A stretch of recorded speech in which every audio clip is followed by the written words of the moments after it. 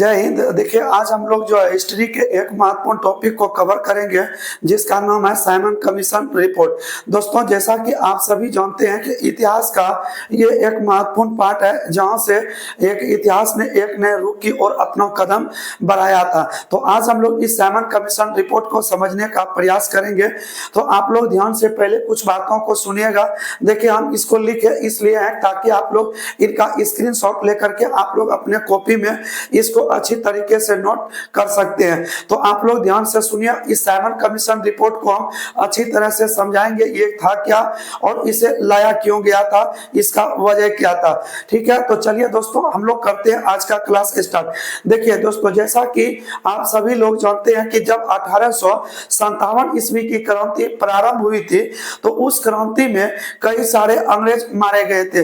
तो इसमें क्या था कि भारतीयों की एकता को देखकर अंग्रेज भी भयभीत रह गए थे कि भारतीयों में इतनी एकता आई तो आई कैसे।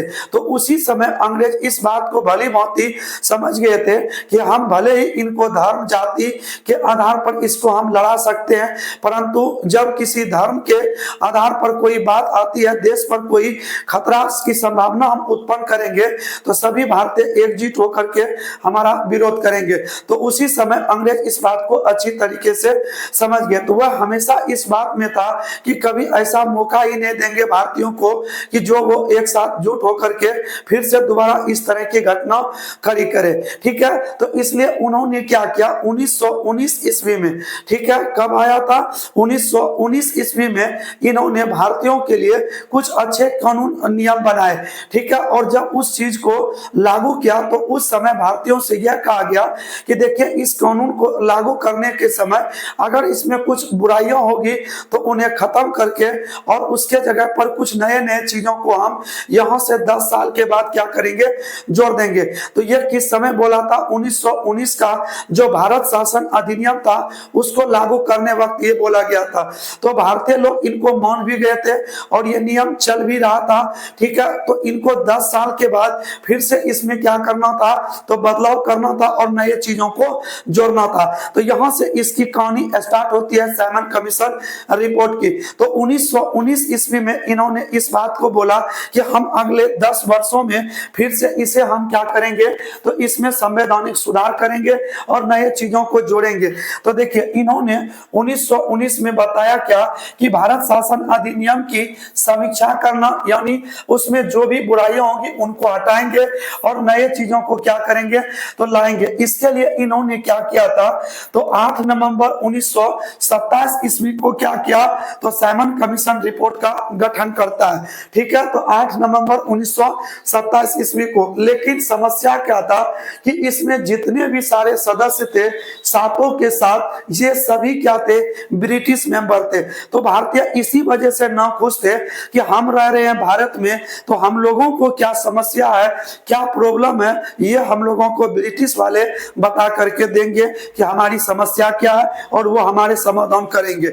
ठीक है, तो यही वजह था कि इसमें एक भी भारतीय सदस्य शामिल नहीं था जो कि भारतीयों की स्थिति को बताता। यही मेन वजह था भारतीयों का गुस्सा होने का। देखिए, इसमें जो था एक आपका ये क्लीमेंट एटली, इनके बारे में आप लोग जान लीजिए। यही वो क्लीमेंट एटली ब्रिटिश 7 में से एक मेंबर था जो आगे चलकर ब्रिटिश का क्या बनता है, प्रधानमंत्री बनता है।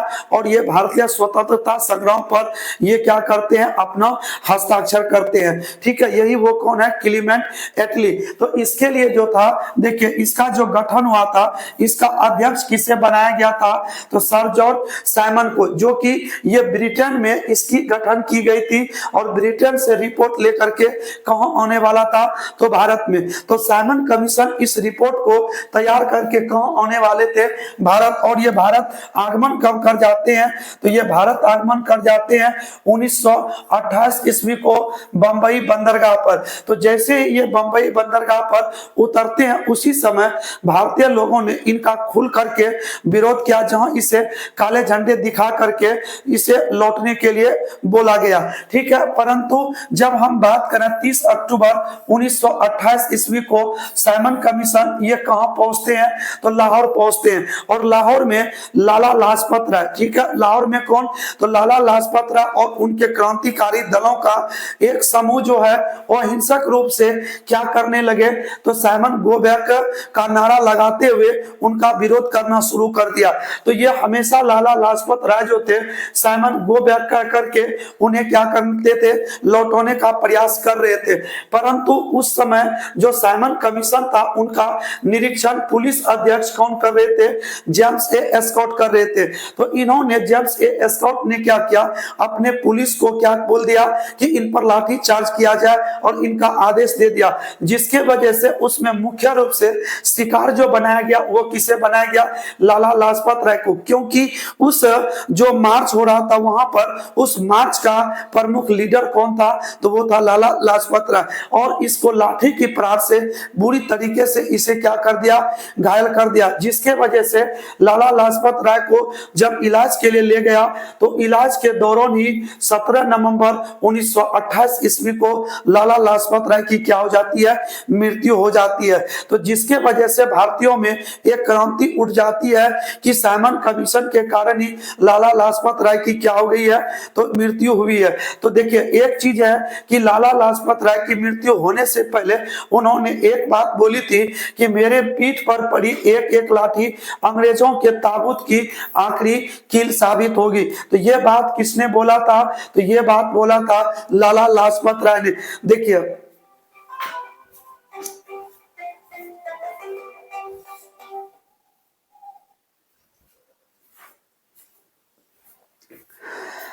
चलिए, तो इनका कहना था क्या कि मेरे पीठ पर पड़ी एक एक लाठी अंग्रेजों के ताबूत की क्या होगी, आखिरी कील साबित होगी। देखिए इसका अर्थ क्या होता है कि ब्रिटिश लोग जो है इनकी मृत्यु के बाद क्या होता है, इसको इस आकार की एक बक्से में बंद करके जो है जमीन के अंदर क्या करता है, गाड़ दिया जाता है। ठीक है, और इसमें जब भी इसमें सुलाया जाता है तो इसमें क्या करता है, मिट्टी दे दे करके इसको सब कोई देख करके इसमें दे देते हैं। परंतु जब इस पर कील पड़ जाती है तो चाहे वो कितने भी करीबी इस आदमी का क्यों नहीं हो, इस कील को उखाड़ करके दोबारा इसे देखने नहीं दिया जाता है। ठीक है, इसी को लेकर के ये लाला लाजपत राय ने इस तरह की बात बोली थी। ठीक है, तो देखिए आगे हम लोग समझने का प्रयास करते हैं। देखिए जब इस तरह की बात लाला लाजपत राय की मृत्यु हुई तो भारतीयों में एक जुनून सा जग गया था कि इसका बदला किया जाए तो लिया जाए। तो इसको लेकर के सर जॉर्ज साइमंस की हत्या किसी ने 1928 ईस्वी में कर दिया। इसके बारे में अभी तक इतिहासकार ने भी खुलासा नहीं कर पाया है कि इसकी हत्या किसने की थी। ठीक है, परंतु भगत सिंह, सुखदेव और राजगुरु जो था इन्होंने क्या किया था कि ये अंग्रेजों की असेंबली में क्या किया था, बम फेंका था। उनके वजह से इन तीनों को क्या कर लिया था, अंग्रेजों ने गिरफ्तार कर लिया था। और उसी का ये साइमन कमीशन जो है, सर जॉर्ज साइमंस का हत्या का आरोप इन तीनों के ऊपर लगा करके 23 मार्च 1931 ईस्वी को इन तीनों को क्या करते हैं, तो फांसी की सजा दे देते हैं। ठीक है, तो जिसके कारण इसको हम लोग 23 मार्च 1931 ईस्वी को इनके शहादत के दिन हम लोग क्या करते हैं, तो शहीद दिवस के रूप में मनाते हैं। ठीक है, इनके बाद देखिए कौन सी घटना होती है, जब भगत सिंह, सुखदेव और राजगुरु को क्या करते हैं, इसे फांसी की सजा देते हैं। तो उस समय लॉर्ड इरविन क्या होते हैं, तो भारत के वायसराय होते हैं। और वायसराय से भी ऊंचा पद होता है किनका, तो भारत सचिव का, जो कि कौन थे, तो बर्केनहेड थे।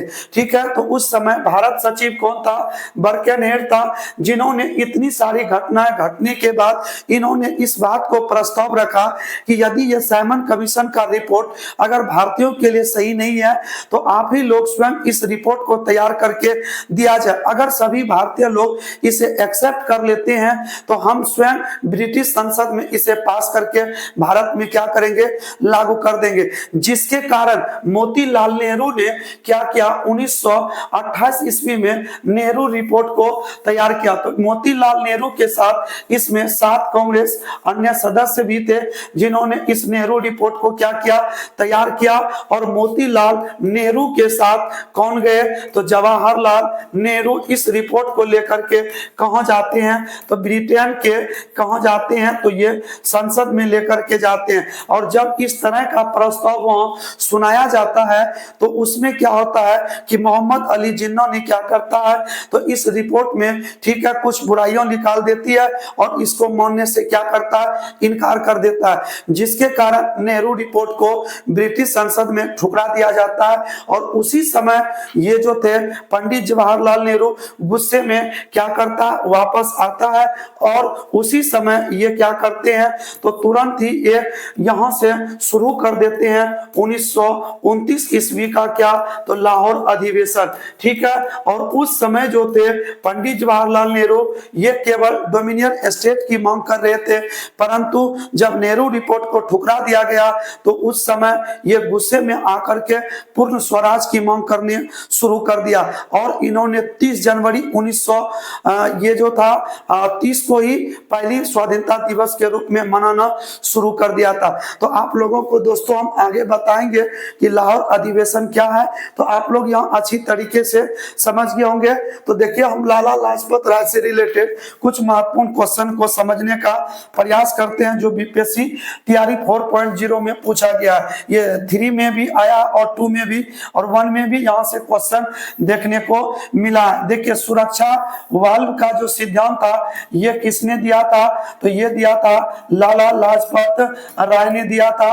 और पंजाब केसरी के नाम से इसे ही जाना जाता है।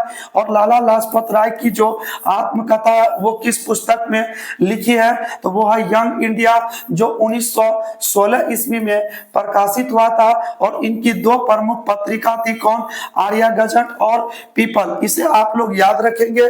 और इनकी एक प्रमुख पुस्तक थी क्या, अनहैप्पी इंडिया, ठीक है, नाखुश भारत, ये अनहैप्पी इंडिया के नाम से ये प्रकाशित किया गया था। तो ये था दोस्तों आज का प्रमुख टॉपिक जो साइमन कमीशन से था। तो दोस्तों आप लोगों को ये वीडियो अच्छी तरीके से समझ में आ गया होगा। तो चलिए दोस्तों मिलते हैं इसी तरह के एक नए टॉपिक के साथ। तो तब तक के लिए दीजिए इजाजत, जय हिंद। यदि दोस्तों आपको हमारी ये वीडियो पसंद आया हो तो चैनल को सब्सक्राइब कर लीजिए, बेल आइकन ऑन रखिए, क्योंकि हम इस तरह का टॉपिक डेली आपके लिए सुबह 7 बजे और शाम के 7 बजे लेकर के आते हैं। तो तब तक के लिए दीजिए इजाजत, जय हिंद।